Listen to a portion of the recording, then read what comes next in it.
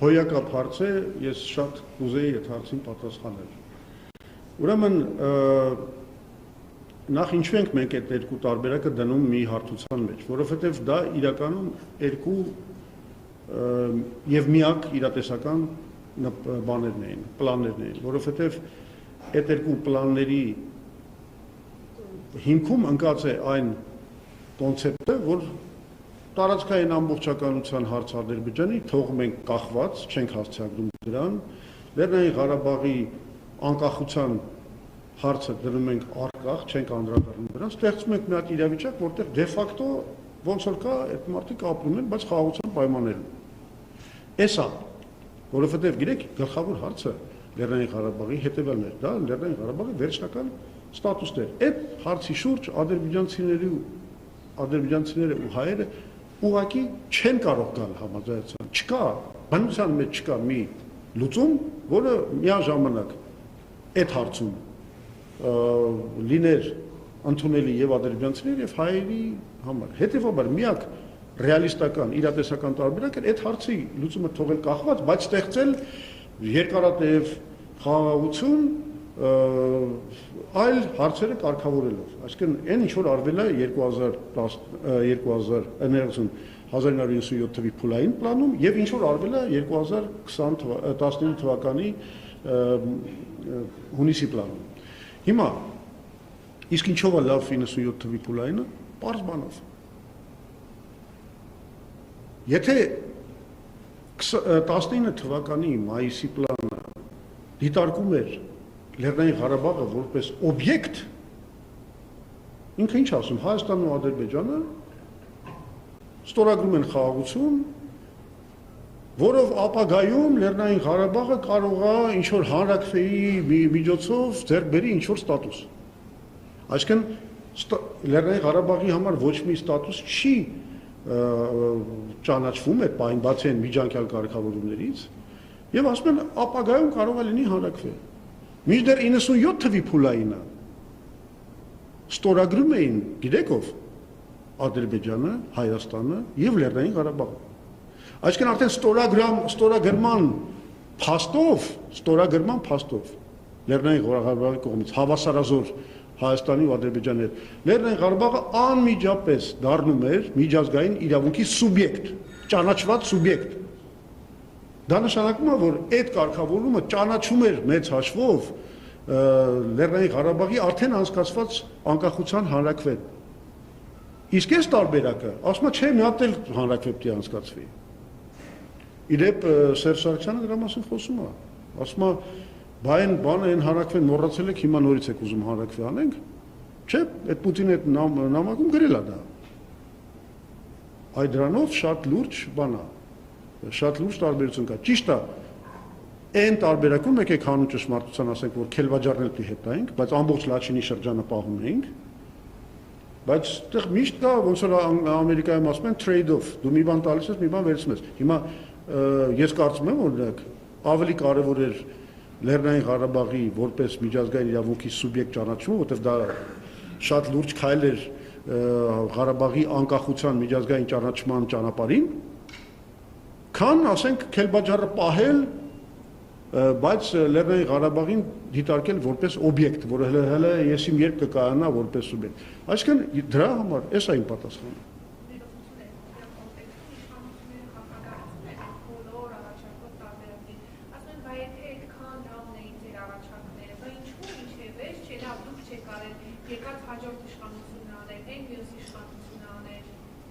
Հա, շատ լավ։ Ինչ է նշանակում անել։ Դա եկեք այդ վերլուծենք։ Բա, դե լավն եք անեք, անեք ինչ է նշանակում։ Անելը որպես առաջին էտապ գոնե, չէ՞, անելը։ Նշանակում է քո համաձայնությունը պլանին։ Ճիշտ է։ Հիմա ես ասում եմ 97 թվականի փուլայինին Տեր-Պետրոսյանը տվել է իր համաձայնությունը, ստացել է Ադրբեջանի համաձայնությունը, պլանը չի իրագործվել մենակ այն պատճառով, որ Լեռնային Ղարաբաղի իշխանությունները դեմ են ուսեկել այդ պլանին եւ բան են արել, այդ պլանը վարի են տվել։ Բայց Տեր-Պետրոսյանը իր քայլը արել է համաձայնության։ Իսկ ելով արել քայլ համաձայնության։ Հիմա ասում են, հա, լավ, Սերժ Սարգսյան, ասենք այդ բանի Կազանի փաստաթղթի վերաբերյալ ինչ-որ քայլ արել, օքեյ։ Նիկոլ Փաշինյանը ոչ մի քայլ չի արել։ Ոչ միայն չի արել քայլ համաձայնության։ Ինքը բան արել է մեզ դեպի պատերազմ։ Ես նորից եմ ասում, դու ցանկացած ղեկավար Հայաստանում ունեցել է, երբ որ ստացել է առաջարկ խաղաղության կարգավորման, ունեցել է 3 ճանապարհ։ Գնալ խաղաղության, այդ քայլը արել է մենակ Տեր-Պետրոսյանը, միգուցե Կազանի դեպքում նաև Սերժ Սարգսյանը, չգիտեմ։ Քիվեստի դեպքում Ռոբերտ Քոչարյանը կարող է։ Բայց մնացած դեպքերում իրենք ոչ թե գնացել են խաղաղության, իրենք գնացել են բանակցությունները շարունակելու, ձգձգելու քաղաքականությանը։ Նիկոլ Փաշինյանը արել է ամենավատ տարբերակը։ Ինքը ոչ գնացել է խաղաղության, ոչ էլ գնացել է բանակցելու կամ ձգձգելու։ Ինքը գնացել է պատերազմի ճանապարհով, ասելով, որ ես թեկնած ունեմ ձեր վրա, ձեր բոլոր առաջարկների վրա, ինչ ուզում հենց տենամ ինչը տղայեք ուժով վերցրեք։ Էս արել Նիկոլ Փաշինյանը։ Ինքը լեգիտիմացրել է, նորից եմ ասում, Ալիևին տվել է կարտ բլանշ, ամբողջ միջազգային հանրությունը Ալիևին տվեց կարտ բլանշ, այս պատերազմը տանելու համար, որտեղ ասել, այն մեկը անմախսունակ է, ինչ անենք։ Չի գնում բանակցությունները, ինչ անենք։ Բայց ինչ ասես արել են, չէ՞, այն գիտենք, այդ 5 միլիարդ են առաջարկել, չգիտեմ, նա գժի տեղա իրան դուրս եկել։ Այդ 5 միլիարդն ինչ է, որ իր գրպանի համար չեն առաջարկել։ Առաջարկել են, ասել են, լսի, դու համաձայնվի, Ղարաբաղը կմնա ձեզ, հələ մի 5 միլիարդ էլ կտանք Ղարաբաղի զարգացման վրա։ Ինչ է եղել, ինչով վատ։ Բայց հələ մենք տեսնենք, հա, այս պլանով, եթե մենք մի հատ էլ հələ 5 միլիարդ էլ ստանանք, ինչն էր վատ։ Սա երանելի բան էր։ Այսօր կապան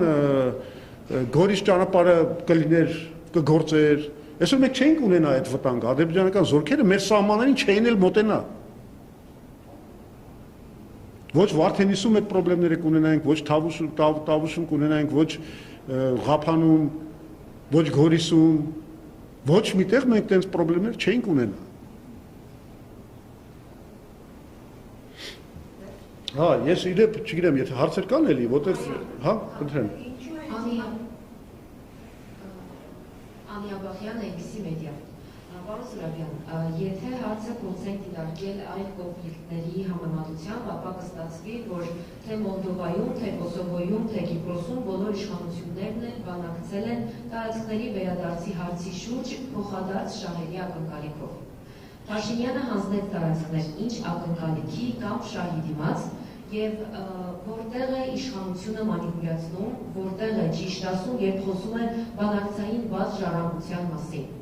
Փաշինյանի կառավարման ժամանակաշրջանի որ ձևակերպումներն են ներկայացվում որպես ժառանգություն։ Շնորհակալություն։ Նա ձեզ հետաքրքիր տեքստ կարդամ այդ կապակցությամբ։ Փաշինյանը ինչի արեց նա, հա, ինչի հանձնեց։ Այդ հարցի պատասխանը ինքն է տալի։ Հեսա կարդամ ձեզ։ Ցիտատ է, էլի։ Չեմ հորինել։ Մի րոպե։ Հա։ Ուրեմն այս պատասխանը Նիկոլ Փաշինյանը տվել է ոչ շատ հեռու ժամանակներում, ընդամենը այս տարվա օգոստոսի 23-ին, երբ որ մի ամբողջ մշակված ուղերձով հանդես է եկել հայ ժողովրդի առաջ։ Հա, ու իդեպ այս բանը, այս ուղերձը հերքում է իրանց այն տվայտանքները ու կրուտիտները, որ մենք չենք պատասխանել կամ մենք հələ ուսումնասիրման բանում էինք գտնվում եւ այլն եւ այլն։ Տեսեք ինչ է ասել Փաշինյանը, այս իր մշակված գրված տեքստը, ուղերձի, շնորհավորական ուղերձի տեքստը։ Բառացիորեն լսեք։ Ի վերջո ինչու մինչև 2020 թվականի սեպտեմբերը Հայաստանի Հանրապետությունը, մեր կառավարությունը, ես ինքս, այսինքն Նիկոլ Փաշինյանս, չգնացինք զիջումների։ Նախ արձանագրում ենք այստեղ։ Սա հենց այնա, որ ինքը այստեղ ասում է, որ ես 19 թվի պլանով առաջարկվող զիջումների չգնացի։ Այսինքն ինքը պարզ ասում է սա այստեղ։ Հիմա բացատրում է ինչու չգնացի, այդ ձեր հարցի պատասխանն է տալիս։ Փաշինյանն է տալիս։ Ինչը, էս էլ է արձանագրում, 44 օրյա պատերազմից խուսափելու միակ տեսական հնարավորությունն էր։ Հիմա բացատրությունը լսեք։ Դրա առանցքային պատճառն այն էր, որ այդ զիջումների արդյունքում մեր ունեցած բոլոր սպառնալիքները եւ կախվածությունները մեծանալու էին անհամաչափորեն, հանգեցնելով Հայաստանի անկախության եւ պետականության կորստի։ Մենք որդեգրեցինք Հայաստանի անկախությունը պահպանելու եւ այդ անկախությունը իրական դարձնելու ռազմավարություն։ Այսինքն ինքը ասում է, ես հատուկ եմ հանձնել բանը, Ղարաբաղը, որ այս բաներին հասնեմ։ Եվ այդ ռազմավարության արտահայտությունն իրական Հայաստանի գաղափարախոսությունն է, որի պայմաններում հնարավոր դարձավ խաղաղությունը Հայաստանի եւ Ադրբեջանի միջև, որի պայմաններում հնարավոր դարձավ իրական երկխոսությունը Թուրքիայի հետ։ Այս մարդը պարզ ասում է. ես զոհաբերել եմ Արցախը հանուն երկխոսության, հանուն հաշտության Ադրբեջանի հետ եւ երկխոսության Թուրքիայի հետ։ Պարզ ասում է, գրավոր տեքստում, ինչ եք ուզում։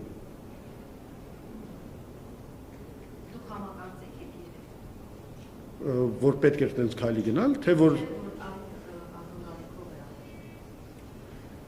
նայեք, ես արդեն խոսեցի նրա մասին, որ 2019 թվականի պլանով նախատեսված կարգավորումը, որը կապված էր միջազգային խաղաղարար ուժերի տեղակայման, ուներ շատ կարևոր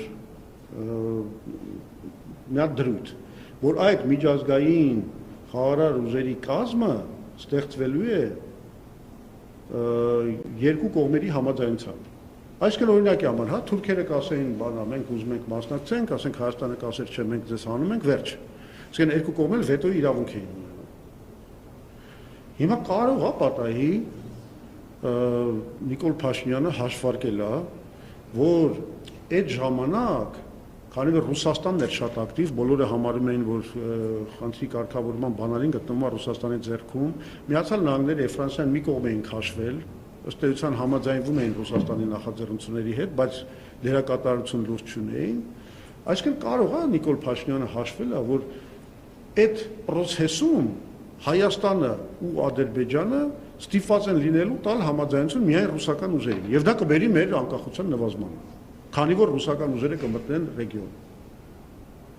Բայց կներեք, եթե այդպես է, ավելի մեծ աբսուրդ ես չեմ պատկերացնում։ Ի վերջո ֆորմալ առումով քո ձեռն է այդ իրավունքը, ռուսներին ուզում ես մերժի, եթե համարում ես, որ դա վտանգավոր է, բայց պլանը ինչ ես մերժում։ Սա բանը մի հատ հիմարության գագաթնակետ է, կամ հիմարության չէ,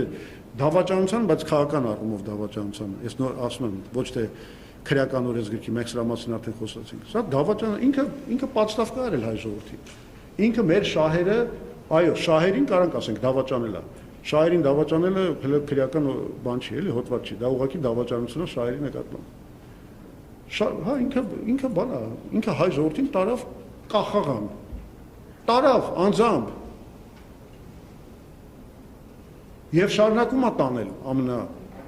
ամենա ողբերգականը։ Անունն էլ դնում է բան, խաղաղություն, որը չկա։ Իսկ իրականում այս ամեն ինչը նմանվում է բանա Հայաստանին հաճելի մահի ճանապարհով տանելու, այսինքն այն ինչ որ կոչվում է գիտական լեզվով էվթանազիա, այսինքն երբ որ մարդուն հիվանդին ուղղակի քննացում են, որ հաճույքով բան անի, մեռնի, չտանջվի մեռնելուց։ Էս է Նիկոլ Փաշինյանի քաղաքականությունը։ Մանիպուլյացիայի մասին ինչ եք ուզում իմանալ։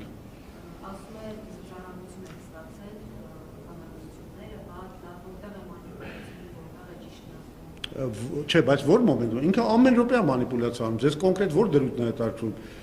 Այնքանը ես կարամ հիմա, ես ինձ մոտ գրել եմ, հələ դուք այդ հարցերը չեք տվել, թե ինչեր է խոսացել այս ընթացքում, որին արժի պատասխանել։ Ասում է բանակցային բաց ժառանգություն եք թողնել։ Եթե ճիշտ ասում։ Իդեպ թողնողով է։ Թողնողով է, այդ ժառանգություն թողնողով է։ Լավ։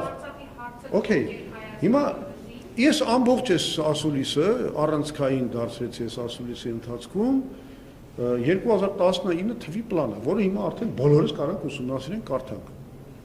Ասենք համարենք այդ բան, ժառանգություն։ Իդեպ թույլ տվեք օգտվելով այս առիթից նաև դրան անդրադառնամ, երբ որ Նիկոլ Փաշինյանը ասում է Ես ինձ ուղղված պլան չի, ես ընդհանրապես խնդրել եմ մի հատ սեղմագիր գրեն, բան չեմ հասկացել, այնքան փաստաթուղթ ա եղել, բան չեմ հասկացել, ասել եմ համանախագահին մի հատ սեղմագիր ուղարկեք, իրանք էլ դա ուղարկել են։ Ես մարդը ինչ ասեմ, տագետ ա ուղղակի։ Դες բան չի լինում միջազգային բաներում, որ դու որևէ երկրի ղեկավար բողոքի թե փաստաթղթեր շատ են եղել, ես չեմ հասկացել, խնդրել եմ սեղմագիր, բան եւ այդ լեզուն միջազգային իրավունքը ու դիվանագիտությունը չի հասկանում։ Միջազգային իրավունքն ու դիվանագիտությունը հասկանում է մի բան, եղբայր ուզում ես բանակցել, արի բանակցի,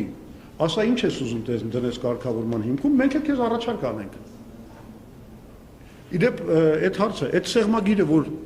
ապրիլին է ներկայացվել առաջին անգամ, ինչ է պատասխանել Նիկոլ Փաշինյանը։ Երևի ինչ-որ բան պատասխանել է, չէ՞։ Որ ստիպված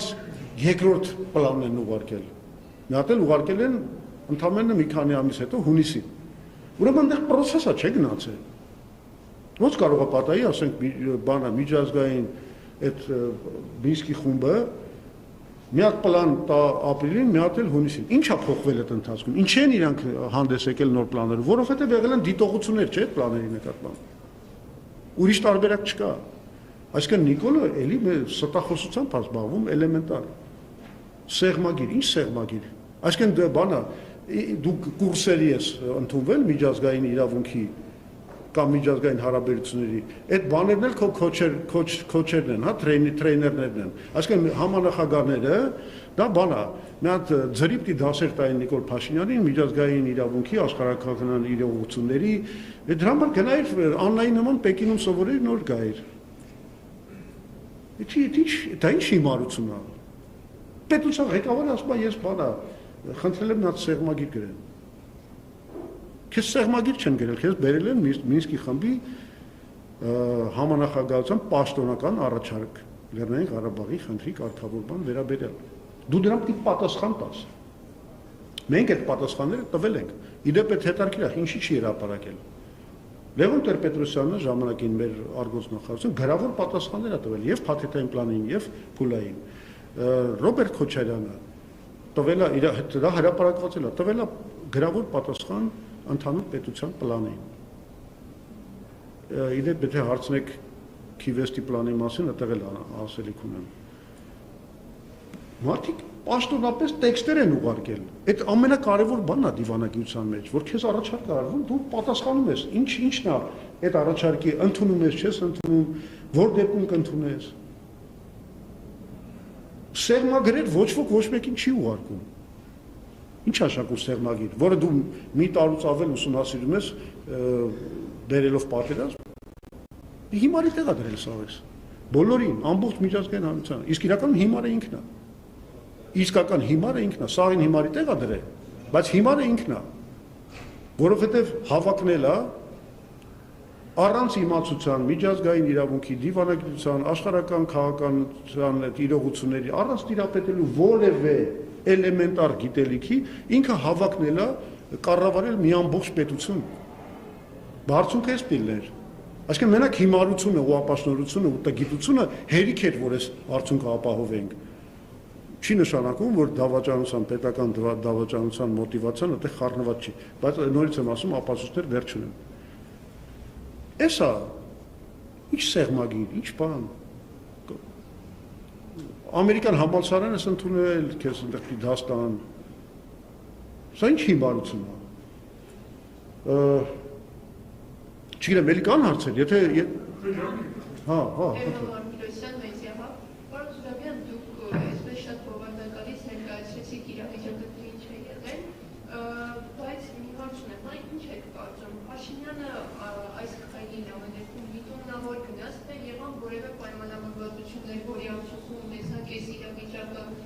եղան դրսից ճնշումներ, որի մասին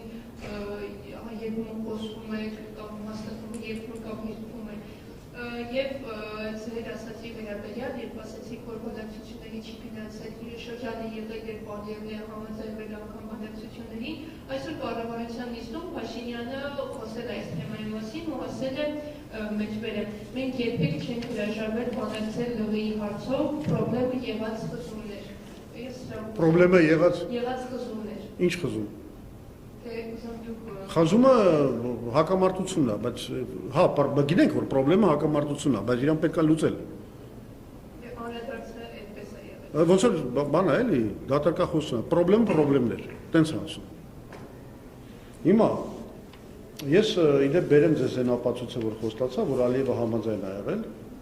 անգամ պատերազմական գործողությունների ժամանակ, գիտեք։ Ես չգիտեմ, ձեզնից ով է հիշում 2020 թվականի պատերազմի հենց այն կարևոր էտապներից մեկում, իդեպ հոկտեմբերի 10-ին ստորագրվել էր մի Ռուսաստանի միջնորդությամբ մի զինադադար եւ 15-ին հոկտեմբերի տեղի ունեցավ ռուսական հերոստականալներով համատեղ հարցազրույց Ալիևի եւ Փաշինյանի հետ։ Դուք հիշում եք դա։ Գիտեք ինչի համար էր դա հրավիրվել։ Ու 20-ական րոպե տվել էին երկուսին խոսելու։ Ուզում էին դադարեցնեին պատերազմը։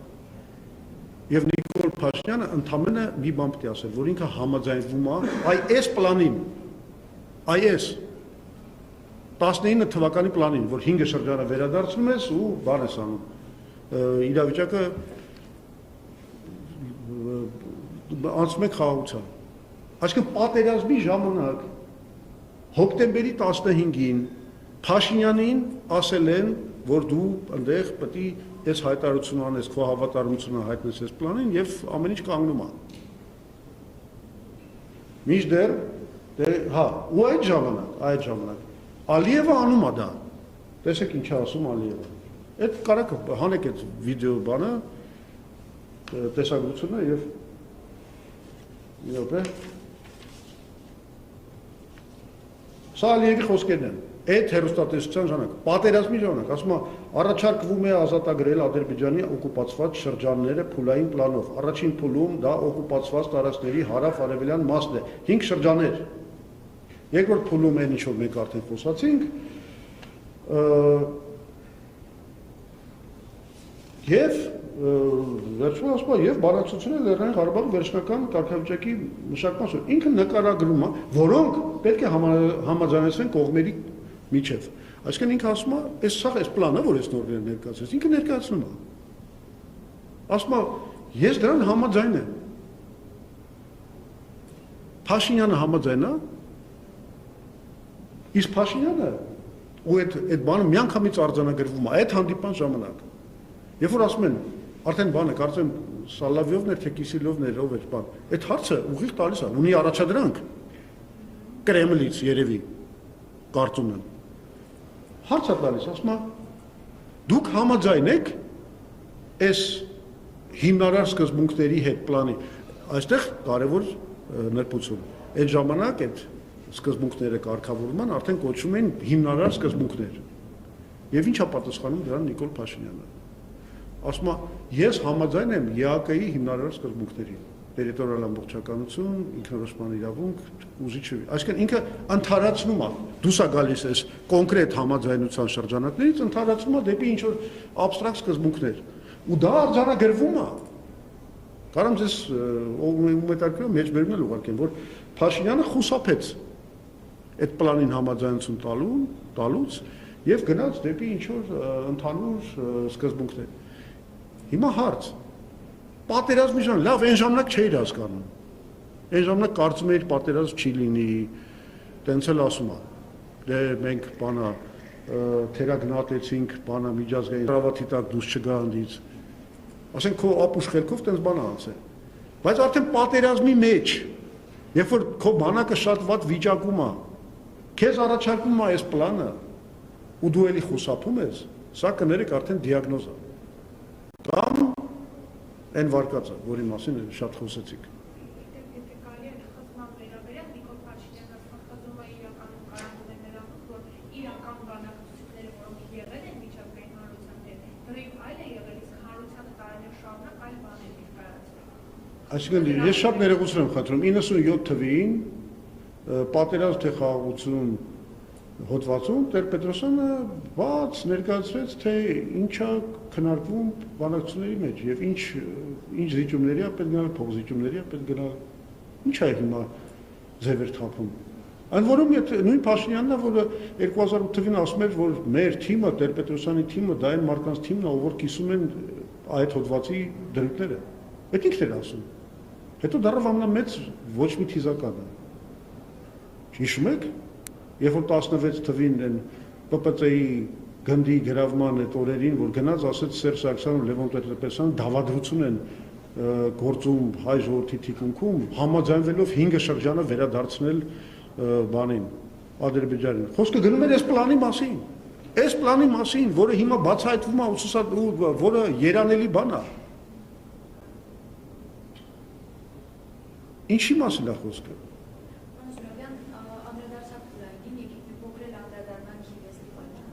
Խնդրեմ։ Հա, այդտեղ էլի իրանք բանա շփոթի մեջ են ընկել, դեմագոգիայով են զբաղված, դաղալություններ են անում։ Լսեք, ոչ ոք չի պահանջել Իրանից հրապարակել հայկական ժամանակի մեջ տպված հոդվածները։ Իրանից պահանջվել է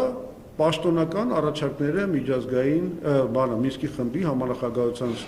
հրապարակել եւ մեր պաշտոնական պատասխանները այդ առաջարկներին։ Ճիշտ է։ Մի կողմ դնենք, որ որոշ դեպքերում ինքը ուղղակի մտնում է Կազիմիրովի սայթը, ընդեղից է ինչ-որ բաներ հանել, սա կա։ Այս դեպքում ինքը ասում է, բանա, Լևոն Տեր-Պետրոսյանի շտաբից ինչ-որ ինձ փոխանցել են, մենք էլ հայկական ժամանակում տպել ենք։ Նախ ինձ հայտնի չի, որպես ես եղել եմ Լևոն Տեր-Պետրոսյանի նախընտրական շտաբի անդամ, ինձ հայտնի չի, որ նախընտրական շտաբի որևէ անդամ այդ բանը փոխանցել է, բայց ես չեմ բացառում, որ կարող է նման բան եղել է։ Կարող է ինչ-որ մեկը եւ փոխանցել է։ Իսկ ինչ վատ բան արել, եթե դες բան եղել է։ Այսինքն եղել է մի հատ փաստաթուղթ, որը հասանելի է եղել Տեր-Պետրոսյանի շտաբին, այդ բանը տրվել է մամուլին։ Ինչ վատ բան կա այդտեղ։ Բայց մենք չենք ասում դու քո պուբլիկացիաները հրապարակի, մենք ասում ենք քո պաշտոնական ինֆորմացիան հրապարակի։ Իսկ հիմա ասում մենք փնտրում ենք չեն գտնում։ Իհարկե չեք գտնի։ Գիտեք գաղտնիքը ինչի մեջ է։ Գիտեք ինչի քիվեստը չեն գտնում։ Շատ բարձ բացատրություն ունի, չգիտես ինչի սա բան են կորցրել են իրանց։ Քիվեստը եղել է այն ինչ որ դիվանագիտության լեզվով կոչվում է non-paper։ Անգլերեն տենց արտահայտություն կա։ Non-paper դեֆիսով է գրվում։ Դա ինչ է նշանակում, գիտեք։ Դա նշանակում է փաստաթուղթ, որը չունի պաշտոնական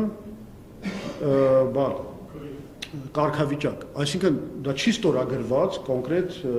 մարդկանց կողմից, օրինակի համար Մինսկի խմբի համանախագահների ստորագրությունները տակը չկան։ Այդ փաստաթուղթը հիմնվելով Ալիևի եւ Քոչարյանի հետ խոսակցությունների վրա ամերիկացի կազմել են որպես աշխատանքային փաստաթուղթ տվել են քննարկման, որպես աշխատանքային փաստաթուղթ։ Իրանք էլ չեն ստորագրել դրա տակ, որովհետև դրա իմաստը այն է, որ դա մեր պաշտոնական դիրքորոշումը չի, մենք ընդհանրապես մեդիատորի դեր ենք խաղում, մոդերատորի դեր ենք խաղում, մենք ձեզ օգնում ենք համաձայնության գալ։ Այդ թուղթը տվել ենք դրա համար, աշխատանքային փաստաթուղթ է։ Իսկ ինքը չունի Մինսկի խմբի համանախագահության պաշտոնական առաջարկի բնույթ։ Այդ դրա համար չեն գտնում։ Շատ բարձր բացատրություն է։ Բայց իրանք էլ չգիտեն։ Իրանք գիտեն non-paper ինչա։ Ընդհանրապես գիտեն։ Ես վստահ եմ չգիտեն։ Որտեվ ընդհանրապես դիվանագիտության մեջ ոչինչ չգիտեն։ Ու դրա համար էլ հեշտությամբ ենթարկվում են մանիպուլյացիաների, օտարածին բաների, օրակարգերի թելադրանքին։ Շատ հեշտ, գիտեք ինչքան հեշտ է իրանց խաղացնելը։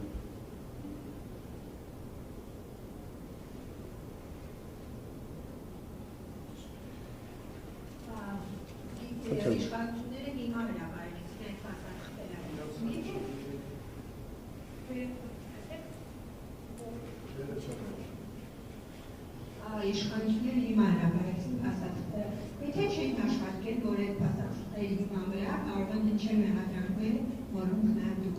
հնչեցիք։ Իրանք ստիպված էին հաշվել։ Մենք ինչ արեցինք։ Ինչ որ իմաստով այկիդո արեցինք, չէ՞, որ բանը այդ Փաշինյանը ասեց բոլորի կանչում են բանավեճի, բան Տեր-Պետրոսյանը ինչ գրեց։ Ասեց բանավեճի բան չկա, դու փաստաթղթերը հրապարակի, այդ ժամանակ այ դա կլինի իսկական բանավեճ։ ճիշտ է, նաև կսպառի բանավեճը։ Այսինքն մենք իր պրիոմը իր դեմ ուղարկեցինք ու դա շատ արդար ձև էր վարվելու, որովհետև իսկապես խնդիրը հետևելն է։ Մի թաքցրու ոչ մի բան, նստեք խոսեք։ Մենք գրեցինք իրան ճնշման տակ, ինքը հայտնվեց երկրտրանքի առաջ։ Ինքը կամ պետք է շարունակեր պահել թաքուն այդ Մինսկի խմբի համանախագահության 2019 թվականի պլանը, բայց առանց որևէ հիմք ունենալու, որովհետև կոնֆիդենցիալության հարց չկա, գաղտնապահության հարց չկա, եւ այդ դեպքում, եթե դու այդ գաղտնի ես թաքուն ես պահում, նշանակում է դու ինչ-որ հանցանք ես գործել։ Այսինքն այդ ճնշումը գնալով ավելանում էր, չէր թուլանում։ Եվ այդ պահանջին միացան բոլոր ուժերը, այդ թվում ասեմ Ռոբերտ Քոչարյանի, Սերժ Սարգսյանի ուժերը, այդ նախագահներից դուրս ուժերը, դա հասարակական ուժերը, դա հասարակության հարցն էր։ Ախպեր ասեմ ես ինչ եք բանակցել։ Դու միշտ ասել ես մեզ ինչ ուզում բանակցում ենք։ Ինչ կուզեմ էդ էլ կբանակցեմ։ Չէ, տես չի, հաշվետվություն տուր, ինչ ես բանակցել։ Դու մեզ տարել ես աղետի մեջ ես մցել, հələ բացատրի այդ ո՞նց է եղել։ Հասարակությունը գնալով ավելացրեց ճնշումը, ինքը հայտնվեց վիլկայի մեջ։ Կամ պետք է թաքցներ, խորացներ մեղադրանքները, կամ հաշվեց, որ ավելի լավ է ընտրություններին 7 ամիս մնացել, թե ինչքան է մնացել, հիմա հրապարակեմ, ինչ վնաս հնարավոր է կլինի, կամաց կմարսվի կեթա։ Այսինքն ընտրությունների արդեն դուրս կգա մի քիչ մաքրված բան, բայց не тут-то было։ Այս քրտից ենք վերել։ Մենք չէ, մեր ժողովուրդը, հասարակությունը։ Այս փաստաթուղթը եւ իր խայտարակ մերժումը, այս աղետը, որի մեջ ինքը մեզ ընկամեց, մենք իր քրտից ենք վերել, որպես հասարակություն, որպես քաղաքացիներ։ Ինքը սրատակից չի կարող դուրս գալ։ Անգամ չեն կարողանում կողմնորոշվել, վերջը մերժել են, չեն մերժել, բարը պատասխանել են, չեն պատասխանել։ Չեն կարողանում, այս հարցի լուծումը չեն կարողանում տալ։ Ինչ են արել։ Ու չեն տա։ Սա ասում եմ մի հատ խարան է, սա պատմության խարանն է, որ իրանց վրա մնացել է։ Սա իրանց զրկում է, ինչ ասեմ, լեգիտիմությունից ես կասեի անգամ։ Որովհետև իրանք չունեն այդ պատասխանը։ Իրանք ինչ ընտրություն են կատարել ճակատագրական հայ ժողովրդի համար։ Ամենավատ ընտրությունը։ Այլ հարցեր։ Պարոն Զորաբյան, միջև ձեր ասումսը կառավարությունից հետո բրիֆինգի ժամանակ իմ հարցին թե 19 թվականի փաթեթին երբ անդադար նշում եք, որ բեռնագիր Հայաստանի Հանրապետության նախագահին Հայաստանի Հանրապետության վարչապետին տպավորեցնում եմ, որ այդ պատճառով եք խոսափել բանակցելուց եւ եթե բանակցեիք, ուսե չունենայինք 20 թվականի պատերազմը եւ Արցախ ունենայինք Արցախ, պատասխանակ ինչ առաջ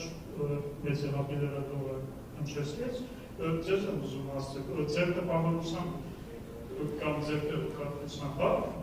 դրանից որևէ բանակցություններ չի եղել եւ ըստ ձեզ ինչու է անդադար շեշտադրում Հայաստանի Հանրապետության նախագահ վերնագրով պատետ ստացում։ Որտեվ Փաշինյանը պետք է գտնի արդարացումներ, թե ինքը ինչի չի պատասխանել Մինսկի խմբի առաջարկին։ Հիմա ինքը ընտրել է մանկապարտեզի համար ընդունելի, ըմբռնելի մի հատ բացատրություն, որ այնտեղ ես վարչապետ եմ, այնտեղ գրած էր մենք Հայաստանի Հանրապետության եւ Ադրբեջանի նախագահները։ Այ ախպեր ջան, քեզ ուղարկել են փաստաթուղթ, որի վրա խաղաղությունը պիտի կառուցվի, դա պիտի ստորագրեն, հա, սխալմամբ գրել են ոչ թե Հայաստանի ու Ադրբեջանի, պիտի գրեն Հայաստանի վարչապետը եւ Ադրբեջանի նախագահը։ Գրել են Հայաստանի ու Ադրբեջանի նախագահները։ Գրի պատասխանում գրի, որ բանա, այս մի բանը ուղեք։ Այս մի բանը ուղեք։ Այսինքն դու բան ես, պատերվակ ես վերցնում այդ հանգամանքը ու թքում ես միջազգային հանրության ճակատին, դեմքին, հա, այդ ես անում։ Իսկ հարցին բուսարվածին Մանկապարտեզ է, սա գիտեք ինչ է, ինքը ինձ թվում է հայ ժողովրդին իսկապես համարում է մանկապարտեզ, որովհետև եթե մարդը լրջորեն մտածում է, որ նման բացատրությունով կարելի է հասցեագրել այդ հարցը, Դա նշանակում է բանը 4 տարեկան մանուկների տեղ է մեզ դրել։ Եվ մեզ չէ լավ, մենք ջանդա, մեր ժողովրդին։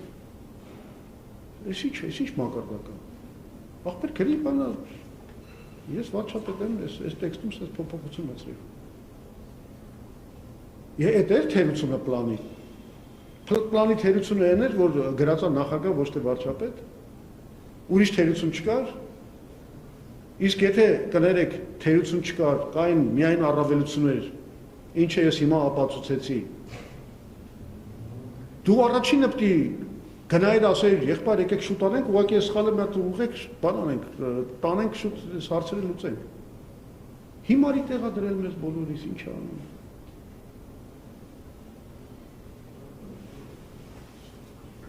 Պարոն Զուրաբյան։ Այո։ Պարոն Վարդանյան, պարոն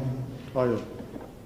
Ես հիշում եմ, երբ Լևոն Տեր-Պետրոսյանը հրաժարակապ հայտարարեց, որ իշխանության են գալի պատերազմի ուժերը, թե կուսակցությունը կոնկրետ չի նշում։ Հետո 2008 թվականին պարզվում է հիմա, որ համագործակցել է պատերազմ բերողի կամ սպեցիալ դրանից հետո արդեն պատերազմի ուժի ներկայացուցիչ է։ Չկան գիտեմ հակի Շիրակով արտգամավորել է։ Ինձ հետաքրքիր է, դուք բարձր ինձ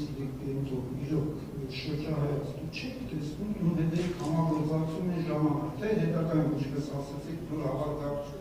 հավաքադրվել է այդ ուժերի կողմից։ Մի փոքր հարց, ի վերջո դուք հաստատում եք, ժպտում եք այն փաստը, որ 18 թվականին Լևոն Տեր-Պետրոսյանը իրոք Վիկտորին ասել է Նիկոլ ջան, դե ժամանակն է հողերը պետք է տաս, երբ որ հննդարվում էր։ Եվ ըստ էության Նիկոլ Փաշինյանը այս վերջի 3 տարին կրկնում է ու ընդունում է, որ գիտակցված է գնացել Արցախը հանձնելու։ Եվ այսօր հանձնում է, հայտարարում է, որ հանձնել է, որ Հայաստանը թոքից ազատի, թագարտից ազատի, ու հիմա ժողովրդին ասում է, այս խաղաղությունը բերել ժողովուրդ չեմ, տեսեք հանձնելը, այդ փողերը բանակ չեմ տալիս, ծեր համար ասպարտ եմ անում, դրոս մանկապարտեզ եմ կառուցում, թոշակներ եմ, հետ վճարով ավելացնում, այս կարգախոսով դնում են դրության։ Մենք ինչ կարգախոս ենք կատարելու այս ընդրություններից առաջ Նիկոլ Փաշինյանը։ Մի անճշտություն մի անգամից իմ աչքին ընկավ ձեր ասածի մեջ, որտեղ դուք ասում եք ինքը ասում է փող չենք տալիս բանակին, չգիտեմ ինչի վրա ենք ծախսում, մինչդեռ բառացիորեն երեք ասեց, որ պարզ չի այս պատկերը ինչ համար ենք ուտակում, սաղ տալիս ենք բանակին միլիարդներ, բաներ եւ այլն, այսինքն մի քիչ չի բռնում, բայց դե լավ, այնտեղ շատ բան կա ձեր ասածի մեջ, որ չէր բռնում, հիմա այս կփորձեմ պատասխանել։ Նախ իհարկե Ես ինչ ծանր մեղք կա գործել առաջին նախագահ Լևոն Տեր-Պետրոսյանը, որ 2008 թվականին համագործակցել է մի մարդու հետ, որը 2020 թվականին պատերազմ էր բերելու հայ ժողովրդի գլխին։ Ահավոր ծանր մեղք կա, որովհետև պետք է պայծառատեսություն ունենար 2008 թվականին հասկանար, որ ապագա գործարար աղետաբերի հետ գործ ունի, չէ՞։ Դուք եք բանանում, ակնարկում։ Շնորհակալ եմ։ Եթե այդ եք ակնարկում, ես անգամ կարծում եմ պատասխանելու բանել, պատճառել չունեմ, հիմքել չունեմ։ Առավել ևս, որ պատասխանեմ նաև ձեր հարցի մեկ այլ մասին, երբ որ ասում եք, բա միթե պարզ չէր Նիկոլ Փաշինյանը ինչ էր, բայց ով էր, դուք կարծում եք Հայ ազգային կոնգրեսում մեկը կար, որ Նիկոլ Փաշինյանին տեսնում էր Հայաստանի պետության ղեկավար։ Ես անձամբ այդ տարիներին, երբ որ այդ համագործակցում էի, ես իրան ասենք մարզպետի տեղակալի պաշտոնից ավել չէի էլ տեսնում ու չէի տա։ Ինքը կոպիտ ասած մեր հանրավակների DJ-ն էր։ Ինքն էր վարող էր էլի, հանրավակ վարող, դա էլ շնորհքով անում էր։ Մեկ-մեկ իհարկե չափերը բաներ անում, շնորհքով ներխուժում էր, ասենք, մի քիչ չափեր անցում էր, բայց դա էր իր դիրքը, դա էր իր շնորհքը։ Ու ցավոք սրտի այդ շնորհքը ու այդ ձիրքը այսօր դառել է գլխավոր հատկությունը, երբ որ ընտրում են պետության ղեկավարի։ Ոչ թե մտածում են նրա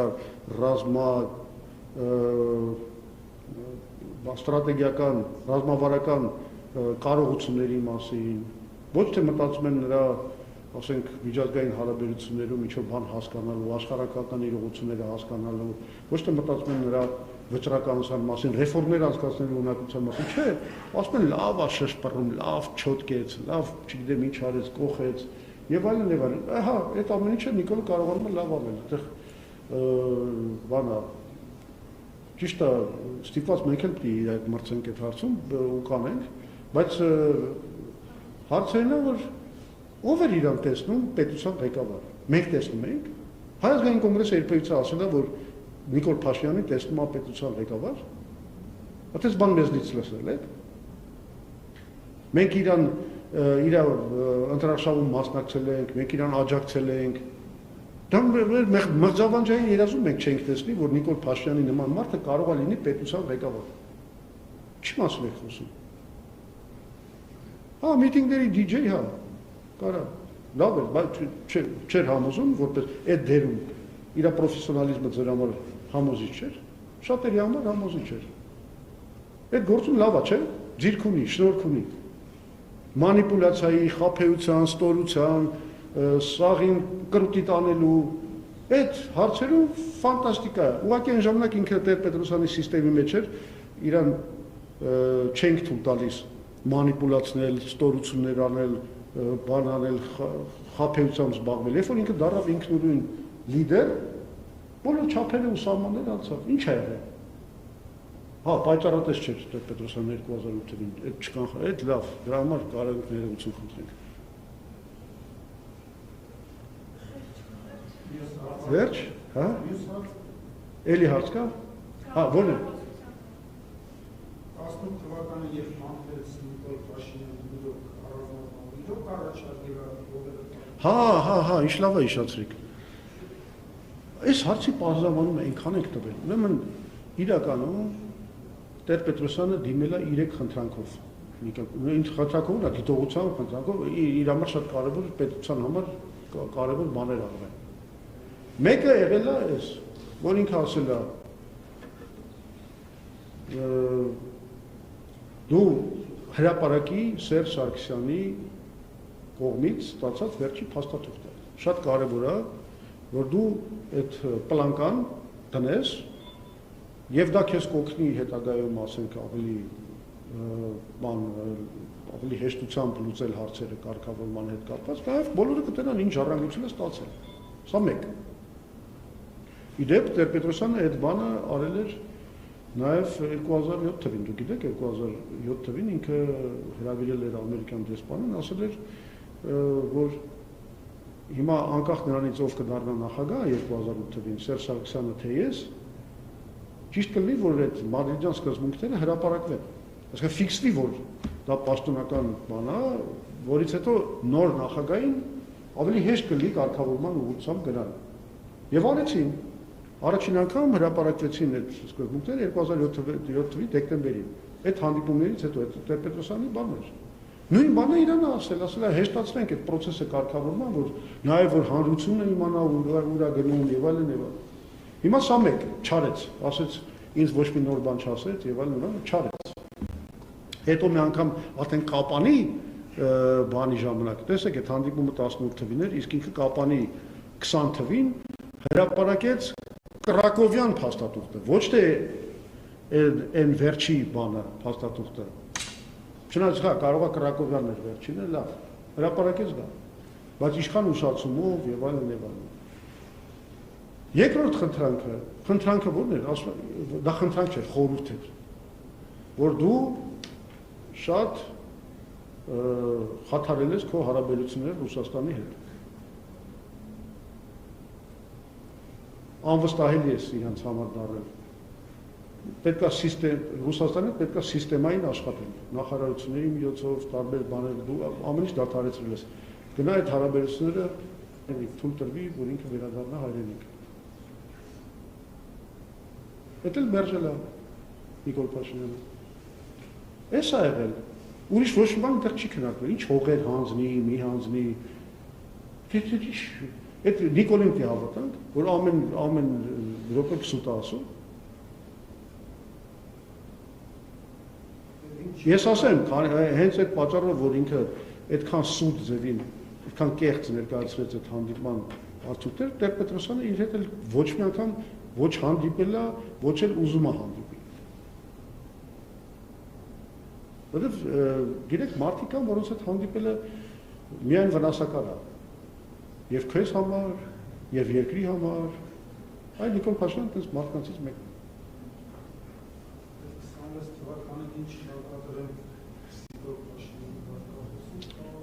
Նիկոլ Փաշինյանի կարգախոսին պետք է հարկադրել այն ինչ որ ես ասացի, իրական խաղաղության ծրագիր, ոչ թե այս փուչ ստից կեղծ խաղաղությունը, որ միջև Ադրբեջանի ստորագրությունը չունենք ու ունենք բազմաթիվ պահանջներ, որոնք շատանում են։ Այսինքն երևում է, որ ոչ միտեղ չի տանում, իսկ օգոստոսյան այդ